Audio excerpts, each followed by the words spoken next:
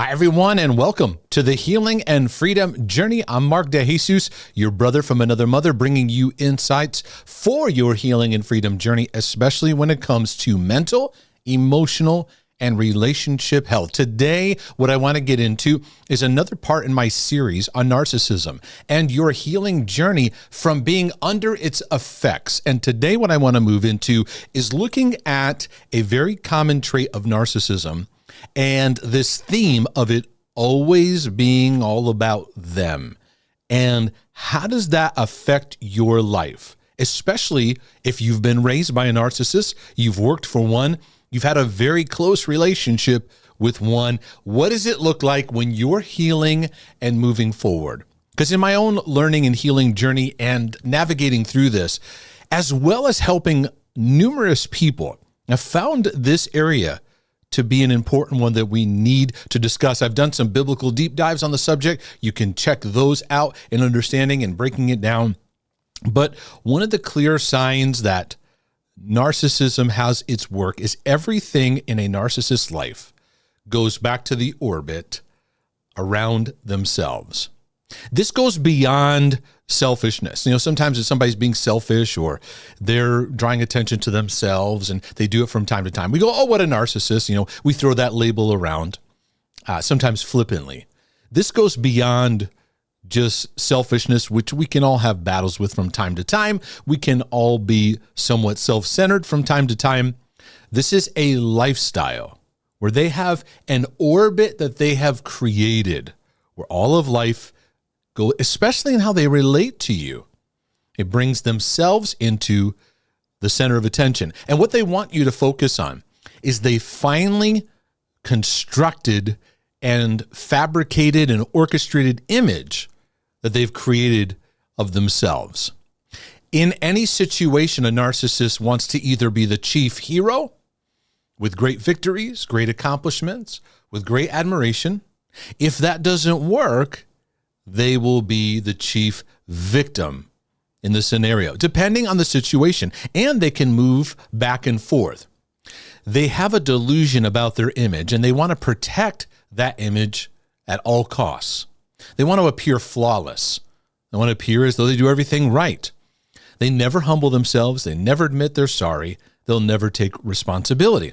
They're so deeply empty, but they've never come to a place where they've humbled themselves to work through the shame and brokenness. And so their effect of how they make everything about themselves, you're around this a lot. And if you've been raised by this, it has a dramatic impact on how you relate to yourself. If the narcissist is your parent, you're going to be deeply neglected, ignored. Your emotional needs are going to be dismissed. When this person is your boss, they're going to make decisions to protect themselves, and they will show no regard for how it impacts you. And betrayal can happen very easily.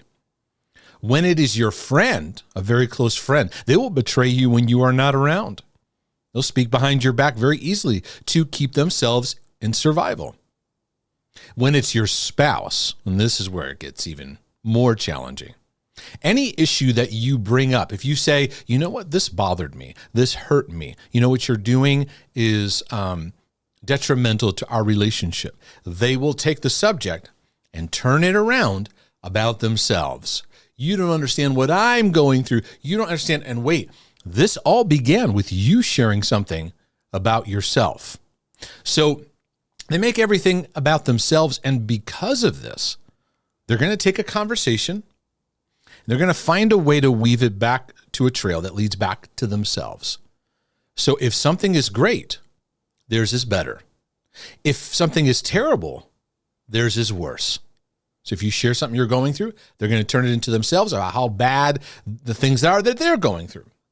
If something is great, they're going to somehow take credit for it or somehow let the reflection bring back to them. Either way, the stories and discussions go back to their own orbit. In addition, this issue of comparison is constantly going on. Narcissists do not love themselves. They absolutely hate themselves, but they've created a shell, but that shell is very fragile. So they have to protect it at all costs. So they're always in comparison of where they fit. And they're trying to play these games to keep themselves in a posture. And they use comparison a lot. In addition, because of their unhealthy self-centeredness that they're stuck in, they minimize what you're going through and dismiss it. They might say to you, you're too sensitive. Oh, that didn't really happen. Oh, just get over it. A lot of sarcastic minimizing of your feelings and things that are legitimate that you're trying to bring to their attention. And in the end, they want you to focus all in your attention on them. Meanwhile, you're being neglected. But they want you to keep the focus on how great they are and how much you need them to keep this trap in play. The bottom line is you're left feeling rejected. You're left empty. You're left even feeling dismissed. Your emotions are never helped in a fruitful way. So here's some struggles you're going to have as a result. You may first, right here at the top, have a hard time relating to yourself in a compassionate way. You'll ignore yourself. If you do look at yourself, it's through guilt and shame. And being around narcissists doesn't help that. Secondly, is you can feel if you do look at your needs, you feel very dismissive about things you're going through or the pain that you're struggling with because this dysfunctional orbit left you in a poor relationship with yourself. The third thing is when it does come time to express your needs, you feel like you're a burden by sharing. And you often apologize. Sorry, I don't mean to bring this up, but you feel bad for even bringing up your needs. The fourth one is one that I see often is you can relate to others with an intense neediness because you were neglected so bad. You can plunge into relationships where you intensely try so hard to connect. And you can overtalk what you're going through in relationships because you were neglected. You come with this intense neediness. And this comes out of what I call a rejection mindset. I've written a book on exposing the rejection mindset. And what happens when areas of our lives are not loved and nurtured in healthy ways? They stem back to mother wounds, father wounds, family of origin, our upbringing, our experiences in life, and the traumas that we experience. And out of that, a rejection mindset develops. Rejection isn't just something that happens to you. It's a mindset that perpetuates a rejection state of mind. And one of the things that can happen is an intense neediness that develops. So we try too hard in relationships because we're trying to get there what we didn't get growing up. Under the influence of a narcissist, it can lead to codependency. I mentioned this probably in every video that I do on this subject because that's the dynamic that keeps us in play. It's a toxic tie. And what it does is it leaves you in a place of a relationship based on guilt. So you struggle. You do a lot of things in life out of guilt, not out of a place of love. Because there is a difference, a big difference. But there's this dysfunctional tie of relationship makes it hard for you to step away, to have boundaries. You feel bad when you do that. And so the guilt keeps you from making some of the firm decisions that you're going to need to make in your journey. You may have struggles with becoming a people pleaser, always checking the radar for how other people are feeling, how they're feeling about you. It's connected to you needing to do things about it to feel better, right? How are you feeling? How's it go? And there's something that you need to do to keep that people-pleasing kind of cycle in place because ultimately, number 7, a narcissist leaves you in a place where you're spinning about what they think.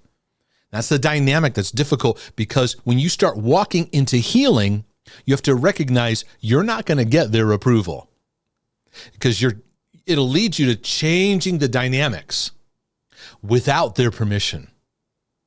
Just some big steps to take, right? But the stuff for you to think about, things to heal through. Now, here's some healing tips. These are just points of thought for you to ponder in your processing because this takes time. It takes awareness. It takes learning. It takes working on yourself to navigate through some of these areas. But this specifically healing from the orbit of it being all around them. How do you recalibrate from that when you've been stuck in that orbit? The first thing is you're going to have to be aware of how you've become trained to ignore yourself and neglect yourself. So paying attention to yourself in any way brings up guilt, brings up, oh, this is stupid. Why should I even bother? You're very hard on yourself. So you have to also be aware of how you dismiss your pain and what you're going through. Oh, there's starving people in other countries. Well, it could have been worse, right? It's understandable, but when we do that often, it's actually a dismissal. You're going through something and you need some loving compassion.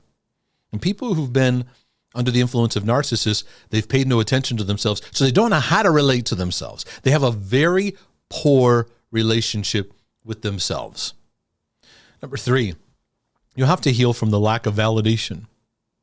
You know how detrimental it is growing up where you're not validated for what you're going through, and when you express pain, the narcissist just goes into their pain. Do you know how much of a torture cycle that leaves people in? Because we were born with a need to feel loved, to feel safe, to feel validated in what we're going through, to feel accepted and that we belong. I even talk about those terms, what they mean in some of my Rejection Mindset material. You can check that out at the Rejection Mindset resource page. If I go into markdejesus.com, click on the topics and go to Rejection Mindset, there's a lot of good stuff there. You're going to have to recognize that that need for validation will either keep you locked into the codependent relationship, or when you step out, you're going to carry that codependent kind of people-pleasing, neediness into other relationships. So you're going to have to be aware of that and invite God as your Father to begin to fill that place. And for you to become a more gentle, compassionate, and loving voice towards yourself. So within a lot of these healing tips cross over with each other. So you're going to need to make room and space to lovingly acknowledge what you're feeling and what you're working through. Now, what that looks like, it may mean in therapy being able to sit down with someone and talking it out in a safe place where you can process. It may also mean in your own personal life through journaling or finding ways to process through the emotions of what you've been through. Many times people jump to social media, they start sharing it there. I don't find that to be a very healthy place for the vulnerable processing, because these emotions are raw. These places are really difficult. And I don't think it's the best idea to process it out there where now you're open to public scrutiny, and you need a safe place to process that way. And someone who understands you and is a safe person to talk with can be better. But you gotta make room for this, because you've been used to the dismissal. You've been dismissed, you've been neglected, and someone who's been under the effect of that, it takes slow steps to start to recover so that you actually restore how you relate to yourself. Because many in this kind of situation, you've become an intense, harsh critic to yourself. You've become your own worst enemy. And it's important to untangle that so that love can have its work. A process that I recommend is looking at yourself. The concept is called reparenting, because many of the areas in your life that were neglected needed to be parented, and they weren't. So then the mistake we make is we go back to our parents. Oh, I needed this and you didn't, right?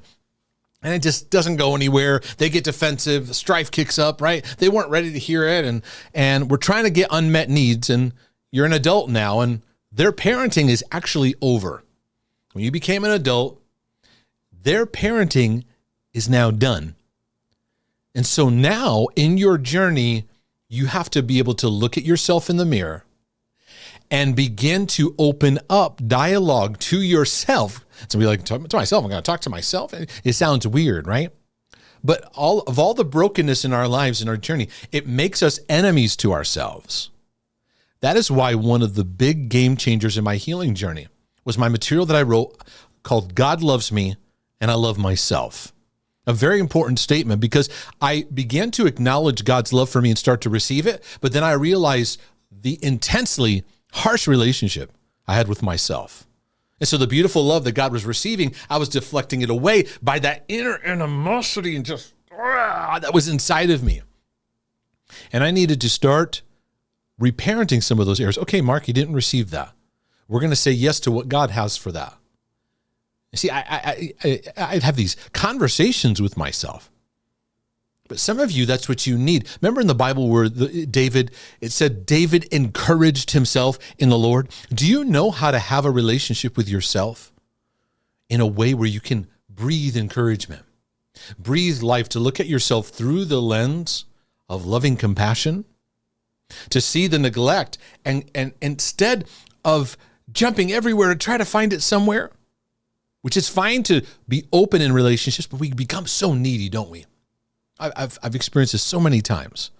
Get too intense, but instead be loving towards myself and go, okay, what do we need here? We need some journaling to process through the pain. Do we need to enter into grieving? Because reparenting helps, A, you to have a better relationship with yourself. Also, it says yes to the parent that God is to you, because who is God? He's a father. And it helps give a patient journey to looking at what you needed during those stages of your life and go, okay, how can we begin to learn to apply that now? I pray this is a blessing to your life and to your journey. And maybe you go, you know what? I want to take next steps. The 2 books that I mentioned may be great. Or you may want to just jump in and take the heart healing journey, where I will encourage you to awaken, heal, and transform your life with prayers and questions you can ask yourself to walk and navigate through the healing and freedom that's available for you. If this was a blessing to your life, would you please let me know? Would you comment, like, subscribe? Go to markdejesus.com and subscribe to the email newsletter, where I love to send out communication just for you that's special to the community. You can also, if you say, man, I want to take a next step, I need some support and encouragement, you can also join our Healing and Freedom community, which gives you an opportunity to make an investment in your journey and connect with others who are also growing as well. If this has blessed you, would you consider a one-time donation or become a regular monthly supporter? Well, Lord willing, and the creek don't rise, I'll be back with more materials for your healing and freedom journey. But in the meantime, I'm out.